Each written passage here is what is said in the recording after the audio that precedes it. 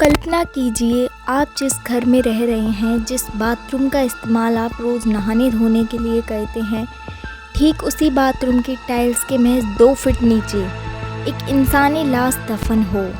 और उससे भी ज़्यादा हैरान करने वाली बात ये कि उस लाश को वहाँ किसी भारी दुश्मन ने नहीं, बल्कि उसी घर की मालकिन यानी उस शख्स की पत्नी ने दफनाया हो।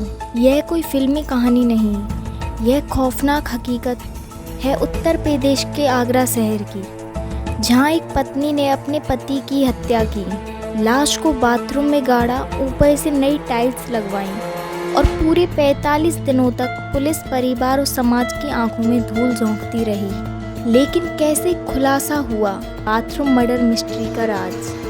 क्या यह एक सोची समझी साजिश थी या सालों के टॉर्चर का एक खौफनाक अंत? चलिए जानते हैं आज इस स्पेशल क्राइम केस स्टडी में। कहानी शुरू होती है आगरा के सिकंदरा इलाके के रेणुका धाम कॉलोनी से। यहाँ 44 वर्षीय सुरेंद्र कुमार शर्मा अपनी पत्नी रूबी शर्मा और अपने बच्चों के साथ रहते थे। सुरेंद्र मूल रूप से राजस्थान के भरतपुर के रहने वाले थे। पहली नज़र में देखने पर यह परिवार बिल्कुल नॉर्मल लगता था, लेकिन इस घर की 4 दीवारों के भीतर एक खौफनाक सच पल रहा था। पड़ोसियों और पुलिस जांच में जो बात सामने आई वो बेहद चौंकाने वाली थी।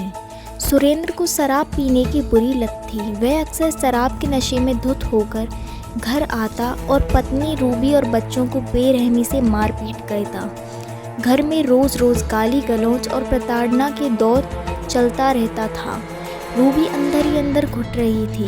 इसी घुटने ने उसके भीतर एक ऐसे राक्षस को जन्म दिया जिसने पूरे आगरा को हिलाकर रख दिया। तारीख थी 18 मई 2026। रूबी ने तय कर लिया था कि आज इस रोज़ रोज़ के नरक को हमेशा के लिए ख़त्म करना है। उसने रात को बड़े प्यार से घर में खीर बनाई, लेकिन उस मीठी खीर में रूबी ने एक खतरनाक साजिश मिला दी थी। उसने बाजार से खरीदी हुई 15-16 नीम की गोलियां पीसकर उस खीर में मिक्स कर दी थी। सुरेंद्र ने बिना कुछ सोचे समझे वो खीर खाई और कुछ ही देर में वो गहरी अचेत नींद में सो गया। इसके बाद रूबी ने अगले दिन की सुबह इंतजार किया। उसने अपने दोनों बेटियों और सास को किसी बहाने से अपने जेठ यानी सुरेंद्र के भाई के घर भेज दिया। अब घर में सिर्फ 2 लोग थे, एक बेसुध पड़ा सुरेंद्र, दूसरी मौत का सामान तैयार कर चुकी रूबी।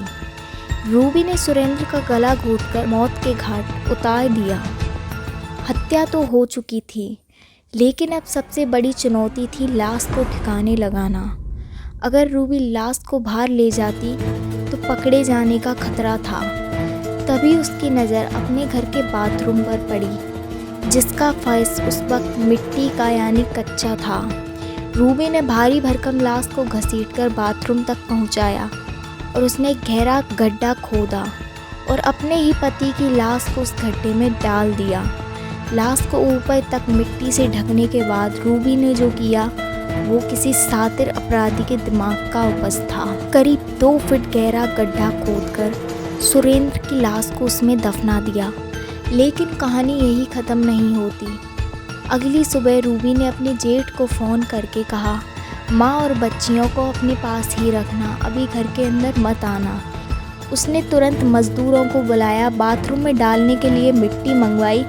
मिट्टी डलवाने के बाद उसने एक राज मिस्त्री को बुलाया और पूरे बाथरूम में करकट का पक्का फर्श बनवाकर टाइल्स लगा दी। यह काम मर्डर के ठीक 1-2 दिन के भीतर हो गया था, इसलिए काम करने वाले मजदूरों को लाश के सड़ने की कोई बदबू नहीं आई और किसी को शक तक नहीं हुआ। लाश को पूरी तरह छुपाने के बाद रूबी ने अपना अगला दाव खेला। 26 मई को उसने खुद अपने जेठ अनिल के साथ थाने जाकर सुरेंद्र की गुमशुदगी की रिपोर्ट दर्ज करवा दी। वह पुलिस को बताती रही कि सुरेंद्र 18 मई से अचानक कहीं चले गए। इतना ही नहीं, शक की सुई अपनी तरफ न आई, इसलिए रूबी खुद पुलिस के साथ सुरेंद्र को ढूंढने के नाटक में शामिल हुई। वह पड़ोसियों के सामने फूट फूट कर रोती कि उसका पति गायब हो गया है।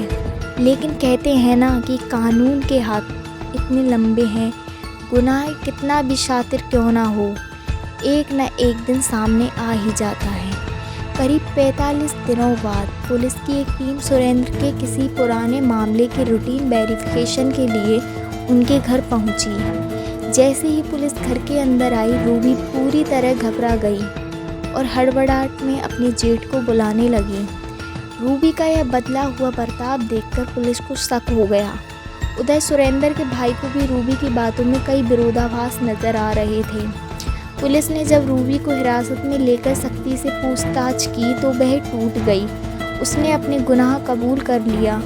पुलिस तुरंत मजिस्ट्रेट और फोरेंसिक टीम के साथ घर के अंदर दाखिल हुई। जब बाथरूम की पक्की टाइल्स और करकट के फर्श को तोड़ा गया तो नीचे सुरेंद्र का सड़ा गला सब बरामद हुआ। आगरा पुलिस ने आरोपी रूबी शर्मा को गिरफ्तार कर जेल भेज दिया। पुलिस इस बात की जांच कर रही है कि क्या इस खौफनाक मर्डर में रूबी के साथ कोई और भी शामिल था, क्योंकि अकेले एक महिला के लिए गड्ढा खोदना, लाश को दफनाना थोड़ा मुश्किल लगता है। इस घटना ने पूरी रेणुकाधाम कॉलोनी और देश को हिलाकर रख दिया।